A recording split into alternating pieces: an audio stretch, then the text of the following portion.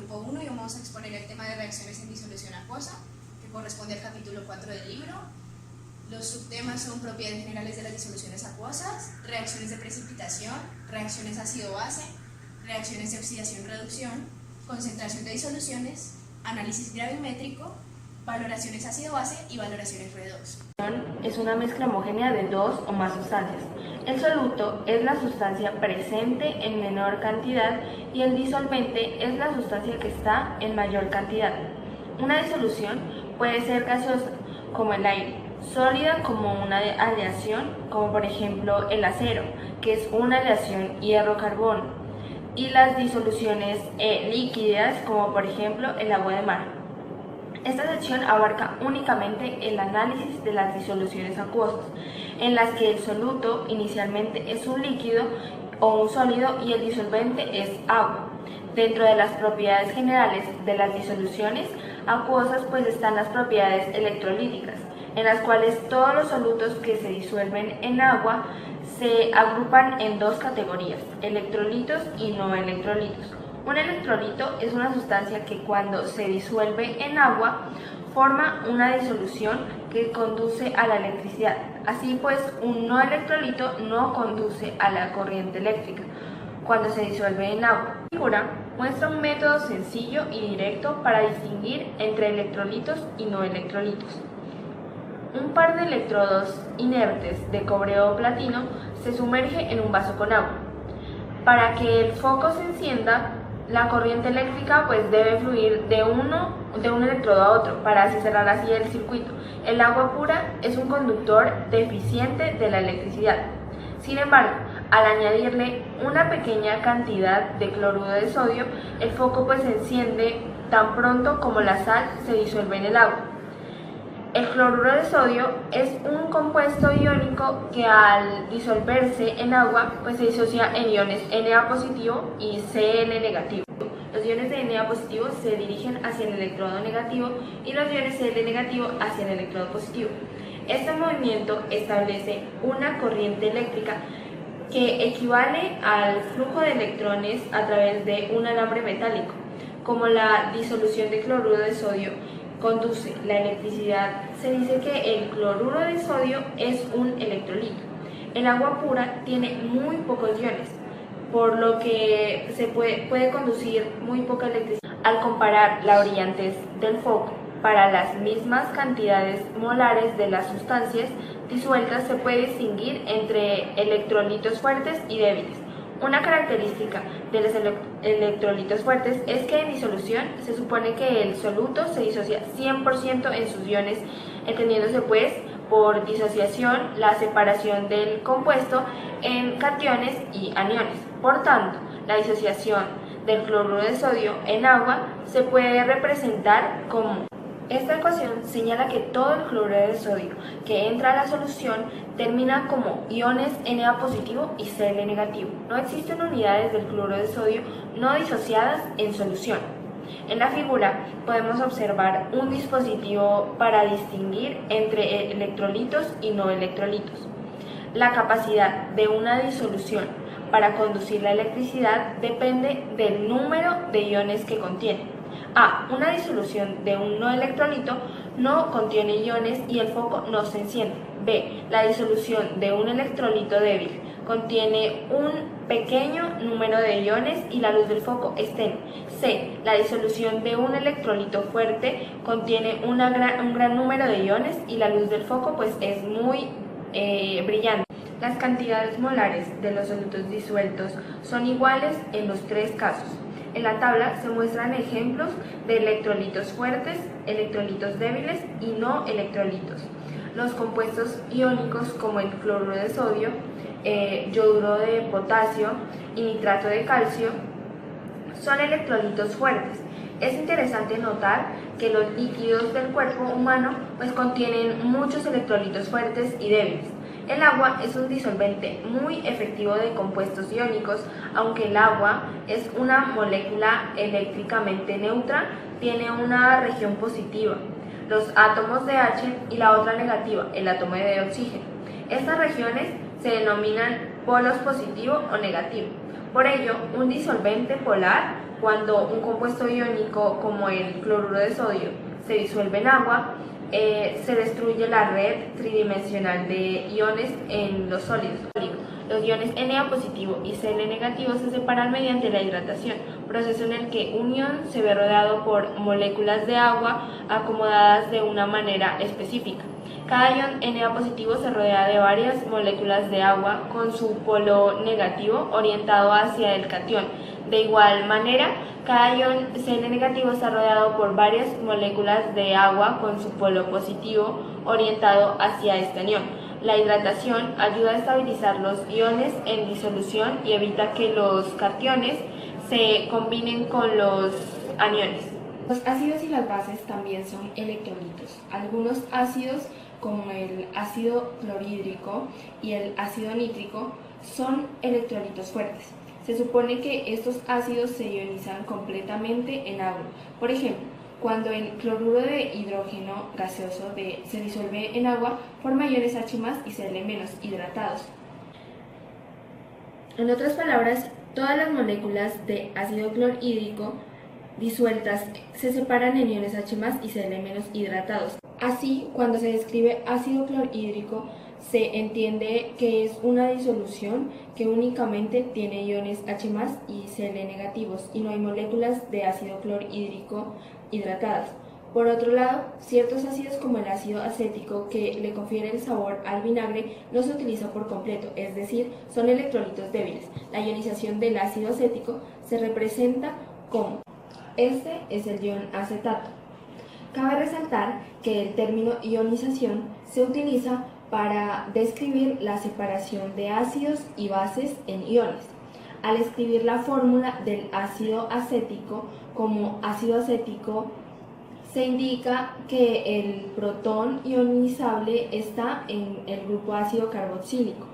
La ionización del ácido acético se escribe con doble flecha para indicar que la reacción es reversible, es decir, la reacción puede suceder en ambos sentidos. Inicialmente, varias moléculas de ácido acético se separan en iones acetato y en cationes de hidrógeno. Con el tiempo, pues algunos iones acetato y cationes hidrógeno vuelven a combinarse para formar moléculas de ácido acético. Finalmente, se llega a un estado en el que las moléculas de ácido se ionizan con la misma rapidez con la que vuelven a combinarse los iones. A este estado químico, en el que no se observa cambio neto alguno, aunque a nivel molecular continúa la actividad, se llama equilibrio químico. El ácido acético es entonces un electrolito débil, porque su ionización en agua es incompleta. En contraste, en una disolución de ácido clorhídrico, los iones catión hidrógeno y el anión de Cl negativo no tienden a volver a combinarse para formar un ácido clorhídrico. Por tanto, se utiliza una sola flecha para indicar que su ionización es completa. La reacción de precipitación es un tipo común de reacción en disolución acuosa que se caracteriza por la formación de un producto insoluble o precipitado. Un precipitado es un sólido insoluble que se separa de la disolución. En reacciones de precipitación, por lo general, participan compuestos iónicos. Por ejemplo, cuando se agrega una disolución acuosa de nitrato de plomo a una disolución acuosa de yoduro de sodio, se forma un precipitado amarillo de yoduro de plomo. El nitrato de sodio queda en solución. La figura muestra el progreso de esta. ¿Cómo se puede predecir la formación de un precipitado cuando se añade un compuesto a una disolución o cuando se mezclan dos disoluciones? Esto depende de la solubilidad del soluto, que se define como la máxima cantidad de soluto que se disolverá en una cantidad dada de disolvente a una temperatura específica. Los químicos describen a las sustancias como solubles, ligeramente solubles o insolubles en términos cualitativos. Se dice que una sustancia es soluble si se disuelve visiblemente una cantidad suficiente cuando se agrega al agua. Si no es así, la sustancia se describe como ligeramente insoluble. Aunque todos los compuestos iónicos son electrolitos fuertes, no todos tienen la misma solubilidad. Una ecuación molecular es útil porque aclara la identidad de los reactivos, es decir, nitrato de plomo y yoduro de sodio. Si se quisiera llevar a cabo esta reacción en el laboratorio, esta es la ecuación molecular que debería utilizarse. Sin embargo, una ecuación molecular no describe con exactitud lo que realmente está sucediendo a nivel microscópico. Como se señaló antes, cuando los compuestos iónicos se disuelven en agua, se separan por completo en los cationes y aniones que los componen. Por ello, para que las ecuaciones se apeguen más a la realidad, deberán indicar la disociación de los compuestos iónicos en sus iones. Una ecuación iónica también incluye a los iones espectadores, es decir, los iones que no participan en la reacción. Ahora veamos qué pasa con una reacción que ocurre en solución acuosa. Bueno, en este ejemplo tenemos que cuando una solución de nitrato de plomo se añade a una solución de yoduro de potasio, se produce un precipitado amarillo de yoduro de plomo que se asienta en el fondo del recipiente.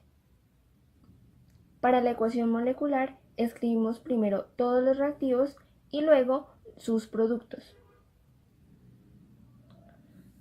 Entonces tenemos nitrato de plomo más yoduro de potasio, que producen yoduro de plomo y nitrato de potasio. Lo siguiente que podemos hacer es asegurarnos que la ecuación esté balanceada. Aquí notamos que la ecuación no está balanceada, así que procedemos a hacerlo.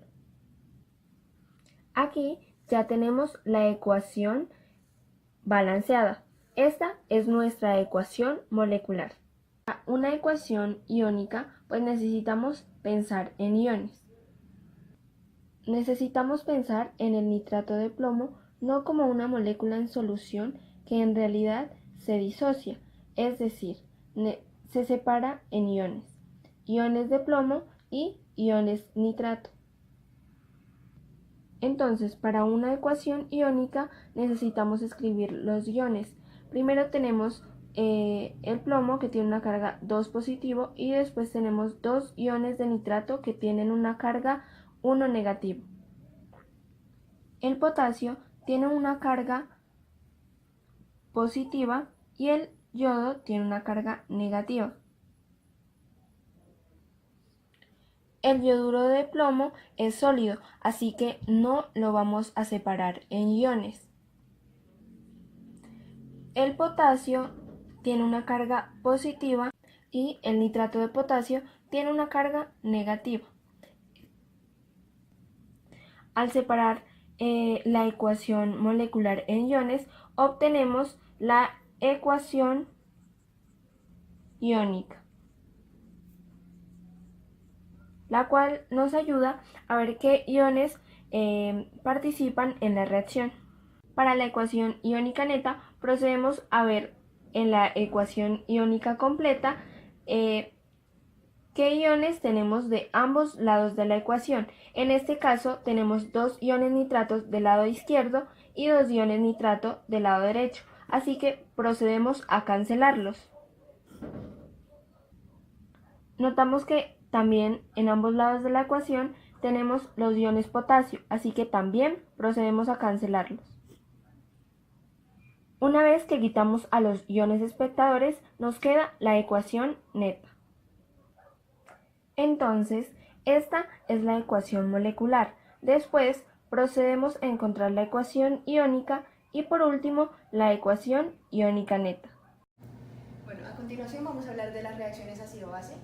Estas reacciones son sumamente importantes porque son fundamentales para los procesos biológicos e industriales y se usan en la fabricación de productos medicinales y domésticos. El primero en definir estos conceptos fue el científico Arrhenius, para el cual un ácido es toda sustancia que se ioniza en agua para formar iones H+, y una base es una sustancia que se ioniza en agua para formar iones OH- o hidroxilo. En este caso tenemos el ejemplo de un ácido que en un medio acuoso libera iones H+, los cuales dejan solo al ion cloro, que reacciona con el magnesio para formar esto y deja el hidrógeno. Entonces, los ácidos reaccionan con algunos metales como el zinc, el magnesio o el hierro para producir hidrógeno gaseoso, como lo vemos en este caso. Otro ejemplo es que reaccionan con los carbonatos y bicarbonatos para formar dióxido de carbono gaseoso, como podemos ver en este caso. El ácido clorhídrico libera iones H+, que reaccionan con este carbonato de tal manera que forman agua, una sal y dióxido de carbono gaseoso. Posteriormente, Bronsted y Lowry definieron un ácido como aquella sustancia que libera iones hidronio y acepta iones hidroxilo, y una base como aquella sustancia que libera iones hidroxilo o acepta iones hidronio. En este ejemplo, el ácido clorhídrico al reaccionar con el agua forma hidronio, agua y cloro. Entonces, el ácido clorhídrico libera un ion hidronio y el agua libera un ion hidroxilo. Por lo tanto, el ácido clorhídrico se comporta como un ácido y este se comporta como una base. Este es un ejemplo de un ácido monoprótico porque en la ionización libera un solo ion hidronio. Por otra parte, este es un ejemplo de un ácido diprótico porque se ioniza y libera este ion hidronio, pero posteriormente se vuelve a ionizar y libera otro ion hidronio. Entonces, al liberar dos iones hidronio durante la ionización se le llama ácido diprótico. Los ácidos tripróticos son los que liberan 3 iones hidronio. Bueno, gracias a la teoría de Bronsted y Lowry podemos definir el amoníaco como una base, porque al reaccionar con el agua actúa como un ácido y le dona un ion H+, por lo tanto, este queda como el ion amonio y este queda como el ion hidroxilo. Aquí cabe resaltar que el agua se le puede considerar una sustancia anfótera porque dependiendo de con qué reaccione se puede comportar como un ácido o como una base. Posteriormente, Lewis propuso una teoría mucho más completa, la cual dice que ácido es toda sustancia que independientemente del disolvente acepta pares de electrones, mientras que base es toda sustancia que independientemente del disolvente dona pares de electrones. En este caso, el aluminio con una carga D+3 quiere decir que ha perdido electrones, tiene una carga positiva. Con el OH- forma este compuesto que es un hidróxido de aluminio. En este caso, el aluminio, independientemente del solvente, acepta pares de electrones del hidroxilo para formar este compuesto. Por lo tanto, el aluminio al aceptar pares de electrones, según Lewis, se comporta como un ácido. Cabe resaltar que un protón es igual a un par de electrones. A continuación vamos a ver qué es una reacción de neutralización, pero primero, para entender qué es una reacción de neutralización necesitamos tener claro el concepto de pH. Para medir qué tan ácida o qué tan básica es una sustancia, existe la escala del pH que va del número 1 al número 14 y se halla de esta manera. La concentración de hidrógeno menos el logaritmo en base 10 de la concentración de hidrógeno va a ser igual al pH. Entonces, una sustancia muy ácida va a tener una alta concentración de iones hidronio y nos va a dar un pH muy bajo. Entonces, en toda reacción de neutralización tenemos una base y un ácido que nos van a dar como resultado agua y sal. Se llama reacción de neutralización porque por lo general los ácidos siempre van a tener un pH muy bajo y las bases van a tener un pH muy alto. Entonces se van a contrarrestar formando sal y agua. La sal siempre tiene un pH neutro y el agua por lo general tiene un pH de 7. A continuación veremos las reacciones de oxidación-reducción u óxido-reducción. Estas reacciones se consideran reacciones de transferencia de electrones. En este caso tenemos un ejemplo que es 2 magnesio sólido más O2 gaseoso forma óxido de magnesio en estado sólido.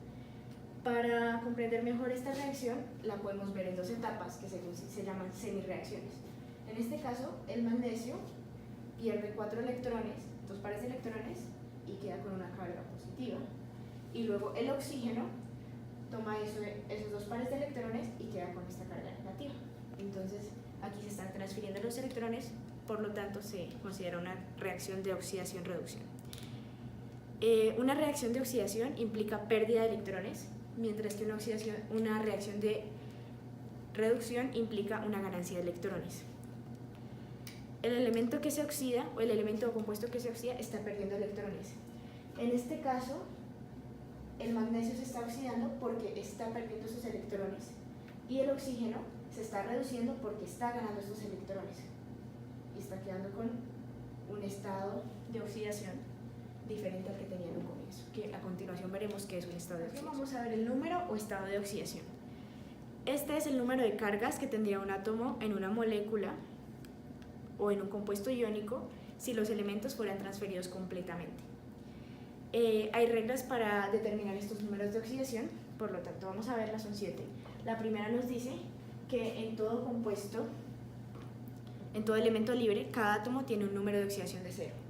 Aquí podemos ver que este es un elemento libre, el hidrógeno tiene número de oxidación de 0, al igual que el bromo y el potasio. La segunda regla nos dice que para los iones constituidos por un solo átomo, el número de oxidación es igual a la carga del ion. En este caso, este es un ion constituido por un solo átomo, que es el sodio, con una carga positiva de +1, entonces el número de oxidación sería +1. Al igual que aquí, el número de oxidación sería -1. La tercera regla nos dice que el número de oxidación del oxígeno es -2 en la gran mayoría de situaciones. La cuarta nos dice que el número de oxidación del hidrógeno es +1 en la gran mayoría de situaciones, excepto cuando está enlazado con metales en compuestos binarios. En estos casos, como litio con hidrógeno, sodio con hidrógeno y con calcio, el número de oxidación del hidrógeno no va a ser de +1, sino de -1. La sexta regla dice que en una molécula neutra, la suma de los estados de oxidación de todos los átomos debe ser igual a 0. Y en un ion polatómico, la suma de los estados de oxidación de todos los átomos debe ser igual a la carga neta del ion. En este caso, NH4 tiene una carga neta de +1. Por lo tanto, según la regla que habíamos visto anteriormente, el número de oxidación del hidrógeno es +1, y según la tabla que dice los números de oxidación, el número de oxidación del nitrógeno es -3. Entonces, como tenemos 4 hidrógenos, sería como multiplicar, este 4 por este +1 y sumarlo con la carga de este. Aquí hay un solo nitrógeno. Entonces se suma la carga del nitrógeno por el número de nitrógenos y me debe dar el número de oxidación del ion poliatómico, que en este caso es 4 menos 3, o sea, +1, que corresponde a este. La siguiente regla nos dice que los números de oxidación no tienen que ser enteros. Hay algunos ejemplos en los que no se presentan enteros, pero es importante tener en cuenta que todos los metales van a tener números de oxidación positivos y los elementos del grupo 1A al 7A, los grupos están de manera vertical. El máximo número de oxidación que pueden tener es el que corresponde al número de su grupo en la tabla periódica. Aquí podemos apreciar la tabla que contiene los números de oxidación principales de cada uno de los elementos.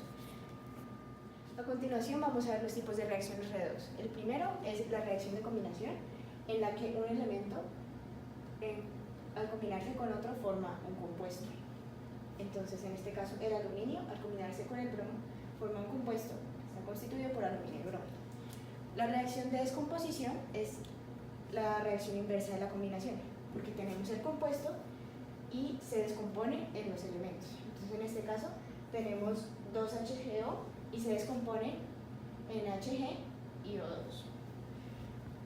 Otro tipo de reacción es la reacción de combustión, en la que tenemos un hidrocarburo en presencia de oxígeno y con una pequeña llama se libera dióxido de carbono, agua y energía. Bueno, de acuerdo a las reglas mencionadas anteriormente para establecer el número de oxidación de un compuesto, nos piden asignar el número de oxidación a todos los elementos de los siguientes compuestos. En el primero, si recordamos, para el oxígeno el número de oxidación en la gran mayoría de casos siempre va a ser -2. Para el hidrógeno el número de oxidación va a ser +1 y como este es un compuesto neutro, la suma de los dos números de oxidación nos debe dar 0, pues dependiendo del número de átomos que tengamos de cada elemento. Entonces en este caso, como tenemos 3 átomos de oxígeno, este 3 se multiplica con este -2, me da a menos 6 más un átomo de hidrógeno que tenemos por 1 más 1 nos da igual a menos 5. Por lo tanto, este menos 5 debe ser el número de... Perdón, por lo tanto, se debe encontrar un número que sumado con este menos 5 nos da igual a 0, que debe ser la suma de los números de oxidación de este compuesto. Entonces este número va a ser 5. Por lo tanto, el número de oxidación del nitrógeno va a ser 5. De acuerdo con lo anterior, el número de oxidación del oxígeno aquí es menos 2 y menos 2 por 7 es menos 14 más 2 por el número de oxidación de este que no lo sabemos nos debe dar igual al número de oxidación del compuesto que es menos 2. Entonces menos 14 más 2 sería 12 sobre 2. O sea que el número de oxidación del cromo va a ser igual a 6. Y aquí procedemos de la misma manera. El número de oxidación del oxígeno es menos 2 y el número de oxidación de este no lo sabemos. Entonces, menos 8, que es 4 por menos 2, más el número de oxidación del manganeso va a ser igual a menos 1, que es el número de oxidación del compuesto iónico. Entonces, el número de oxidación de este va a ser igual a 7, del manganeso en este caso. Y ya tenemos resuelto el ejercicio. Reacción de desplazamiento. En la reacción de desplazamiento, un átomo de un compuesto se reemplaza por un átomo de otro elemento. Es decir, tenemos AB más C que reacciona y obtendremos AC más B. En este caso, B se vio reemplazado por C en la reacción. En la reacción de desplazamiento del hidrógeno con agua, los metales que son altos reactivos desplazarán al hidrógeno del agua fría. Como podemos observar, tenemos sodio más agua y aquí el sodio desplaza al hidrógeno del agua fría y obtendremos hidróxido de sodio más hidrógeno. En la reacción de desplazamiento del hidrógeno en un ácido, pues podemos observar que los metales de altos reactivos desplazarán al hidrógeno de los ácidos. Como podemos observar, aquí tenemos zinc más ácido clorhídrico y el zinc desplaza al hidrógeno de la reacción y obtendremos ácido cloruro de sodio más hidrógeno de un metal. Un metal de un compuesto también puede ser desplazado por otro metal en estado libre. Para explicarlo mejor, recurrimos a la siguiente tabla donde una serie de metales, donde es la serie de actividad de los metales, donde los que se ubican por encima del hidrógeno son capaces de desplazarlos del agua fría. Entonces, los que están debajo no reaccionan ni con agua ni con ácido, pero sí con cualquier otra especie que esté por encima o por debajo de ellos. Como lo vemos en la siguiente reacción, tenemos óxido de vanadio más calcio y como podemos ver, el calcio desplaza al vanadio de la reacción y tendremos vanadio más óxido de calcio. El desplazamiento de un halógeno. La fuerza como agente antioxidante de los elementos, conforme vamos avanzando desde el flúor hasta el yodo en el grupo 7A de la tabla periódica, y como lo vemos, el flúor tiene más fuerza como agente antioxidante que el cloro. Entonces, en el siguiente ejemplo tenemos cloro más bromuro de potasio y podemos ver que el cloro desplaza al bromo de la reacción porque tiene más fuerza como agente antioxidante. Reacción desproporción es un tipo especial de reacción redox donde un mismo elemento en estado de oxidación, valga la redundancia, se oxida y se reduce al mismo tiempo. Un reactivo tiene por lo menos 3 estados de oxidación, como lo veremos en el siguiente ejemplo, donde tenemos agua oxigenada que se descompone y se oxida a la vez. Miramos que su estado de oxidación es menos 1 y se reduce a menos 2 y se descompone a 0. Concentración de las disoluciones. Cuando hablamos de la concentración nos referimos a la cantidad de soluto presente en una cantidad de solución. Es importante que el soluto se presenta en estado líquido o sólido.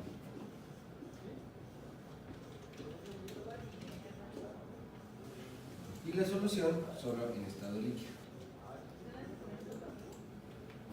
Y se lo calcula con la siguiente ecuación. Molaridad es igual a moles de soluto en un litro de solución.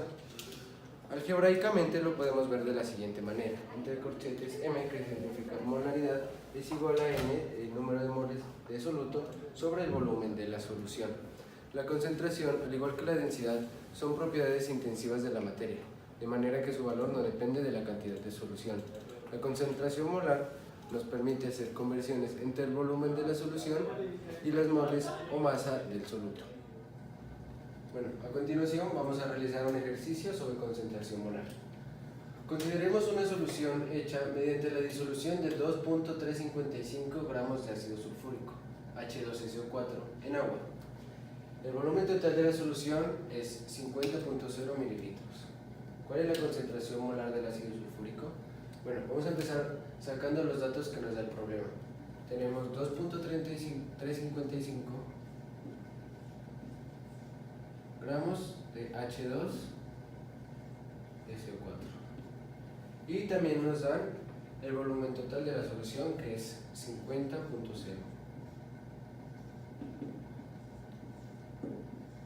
mililitros. Entonces, teniendo la cantidad usada de H2SO4, podemos sacar las moles. Entonces, 2.355 gramos de H2SO4, hacemos la conversión a moles y sabemos que una mol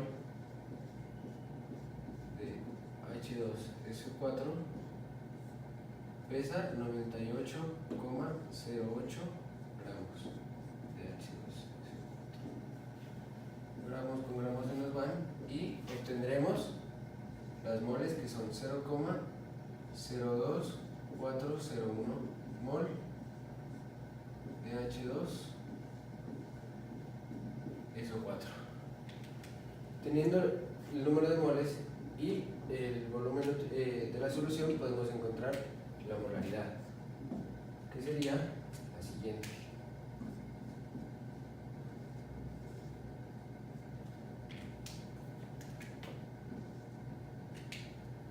Las moles, número de moles del soluto, en este caso es ácido sulfúrico,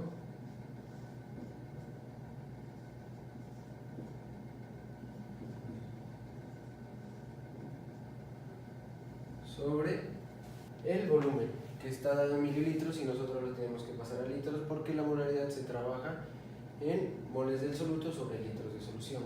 Entonces, esto en litros equivaldría a 0,050 litros. Y obtendríamos una molaridad de 0,48 molar. Bueno, vamos a hablar sobre análisis gravimétrico. Es una técnica analítica que se basa en la medición de la masa para identificar la identidad de un compuesto o la concentración de una disolución. Esta técnica generalmente implica formación, separación y deformación de la masa de un precipitado. Podemos recoger que un precipitado es el sólido insoluble que se separa de la disolución. Generalmente esta técnica se aplica en compuestos iónicos. Las valoraciones ácido-base son el estudio cuantitativo de la neutralización de un ácido en una base, donde la disolución de una concentración conocida se agrega gradualmente a una disolución de concentración desconocida hasta que se llegue al punto de equivalencia. Teniendo el volumen de la disolución conocida y el volumen de la disolución desconocida, aparte de eso tendremos la concentración de la disolución conocida, podemos hallar la concentración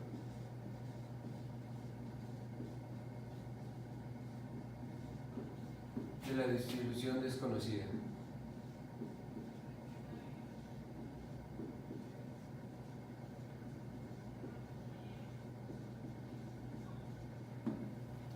Bueno, se agrega gradualmente hasta que llegue hasta el punto de equivalencia, que lo conocemos como pH 7 o punto neutro, donde se ha reaccionado o se ha neutralizado completamente la base. Bueno, los indicadores nos sirven para conocer cuándo una reacción ha llegado a su punto neutro Bueno, pues estas son sustancias que actúan diferente en distintos medios, es decir, una de las más conocidas, como la fenolftaleína, en un medio ácido neutro tiene un color, bueno, es incoloro. Y en un medio básico es rosa intenso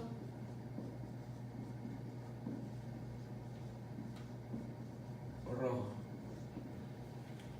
Cuando hace el cambio de rosa intenso a incoloro, quiere decir que ha cambiado de un medio básico a un medio ácido. Y cuando hace un cambio de medio incoloro a un color rosa intenso o rojo, quiere decir que estaba en un medio ácido y pasó a un medio ácido, o que la reacción se neutralizó totalmente. Bueno, vamos a realizar el siguiente ejercicio. Teniendo la siguiente reacción ácido-base, donde tenemos NaOH más HCl que nos produce NaCl más H2O, donde se utilizan 50 mililitros de HCl, 1 molar. ¿Cuál es la molaridad de NaOH si se utilizan 100 mililitros de NaOH? Entonces, tenemos que la ecuación está balanceada y es 1 a 1. Entonces, vamos a sacar las moles de HCl. Si tenemos 50 mililitros,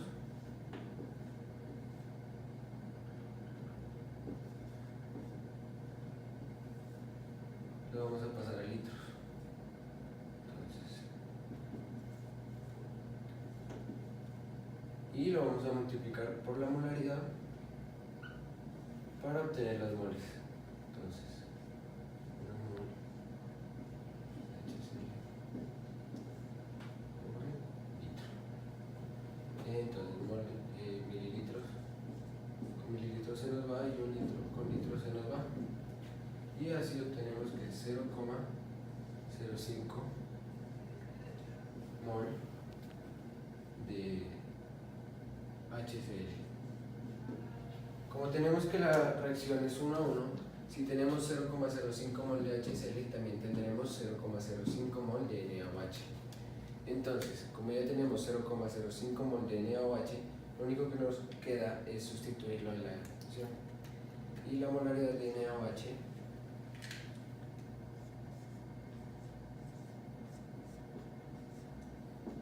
sería igual a las moles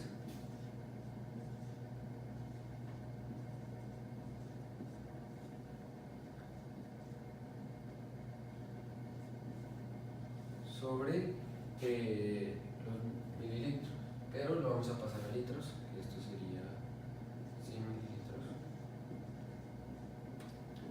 Entonces, un litro son 1000 mililitros. Y obtenemos que la molaridad sería 0,5 molar. Bueno, en las valoraciones redox, como ya habíamos hablado antes, la reacción redox libera electrones.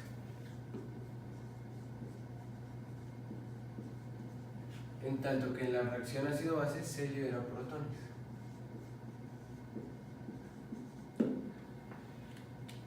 Cuando hablamos de reacción ácido-base es porque el ácido se valora con la base.